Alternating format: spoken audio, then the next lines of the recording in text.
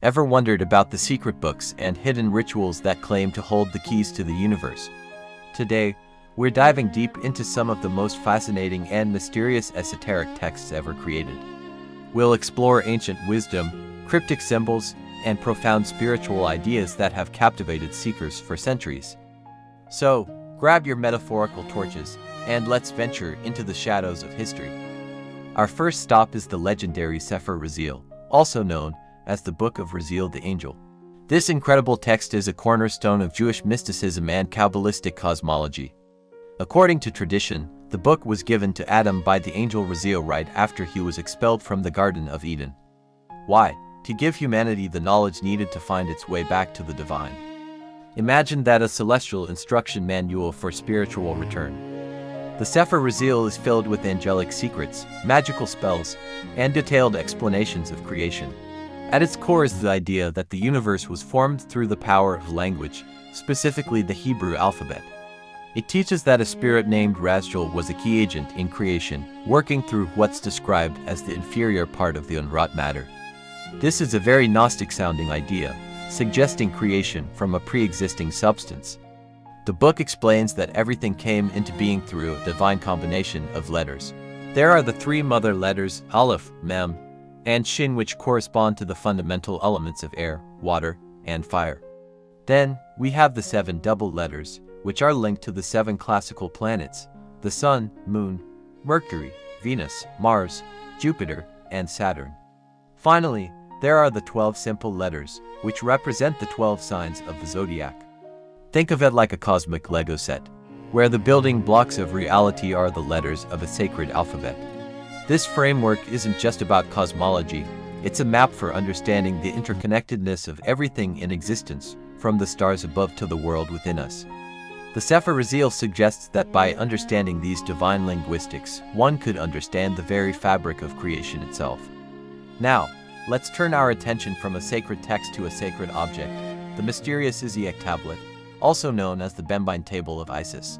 This isn't a book, but a large bronze tablet, intricately engraved with Egyptian-style figures and hieroglyphs.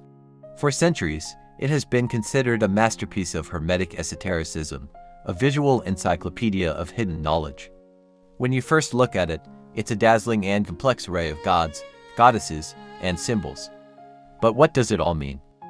Esoteric thinkers believe the tablet is far more than just a piece of art. They see it as a symbolic representation of the cosmos and the human soul.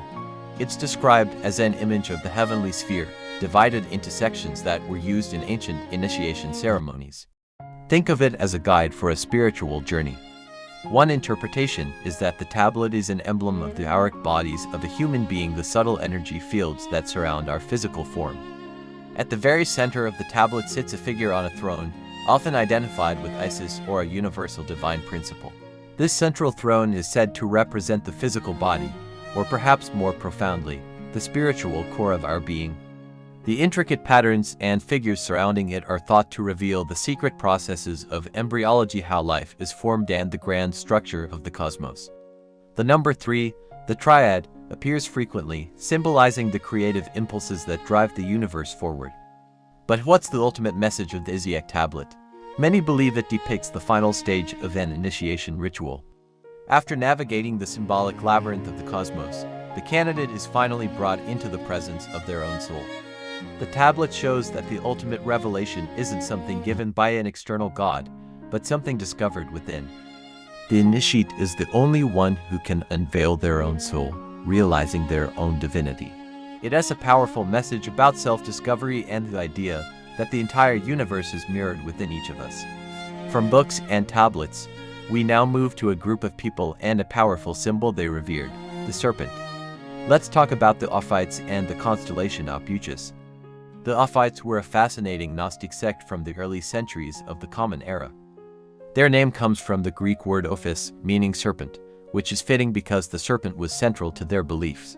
Unlike mainstream Christianity, which often views the serpent in the Garden of Eden as a symbol of evil, the Ophites saw it as a hero. They believed the serpent was a messenger of a higher, true God, sent to bring gnosis, or secret knowledge, to Adam and Eve.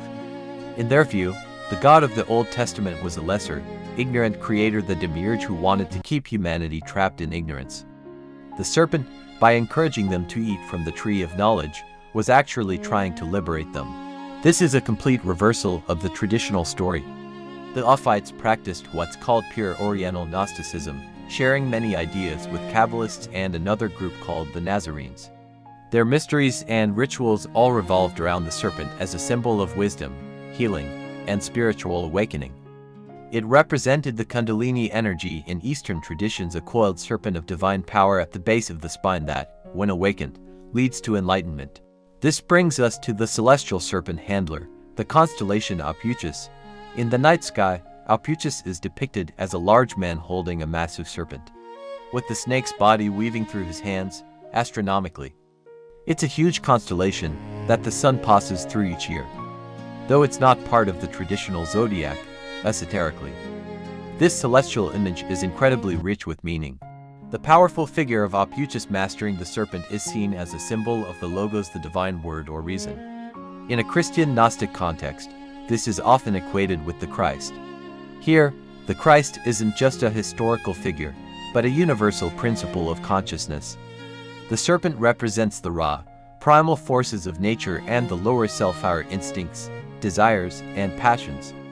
The image of Ophites holding the serpent doesn't depict him killing it, but mastering it, controlling it. This symbolizes the spiritual adept who has learned to control and transmute their lower nature, not by destroying it, but by understanding and integrating it. The serpent's power, once a source of temptation, becomes a source of wisdom and healing in the hands of the master. It is a powerful allegory for the human journey of self-mastery, the struggle to rise above our base instincts and align ourselves with a higher, divine purpose. From the linguistic magic of the Sepher Raziel, to the symbolic universe of the Isiac Tablet, and the serpent wisdom of the Ophites. These esoteric traditions offer a profoundly different way of looking at the world. They teach that the universe is not a random collection of matter, but a living, breathing tapestry of meaning, and that the keys to understanding it are hidden not in the outside world, but deep within our own consciousness. Thank you so much for joining me on this journey into the esoteric. If you enjoyed this exploration of ancient mysteries, make sure to like this video, subscribe to the channel, and hit that notification bell so you don't miss our next deep dive. Let me know in the comments which of these topics you found most fascinating. Until next time, keep seeking.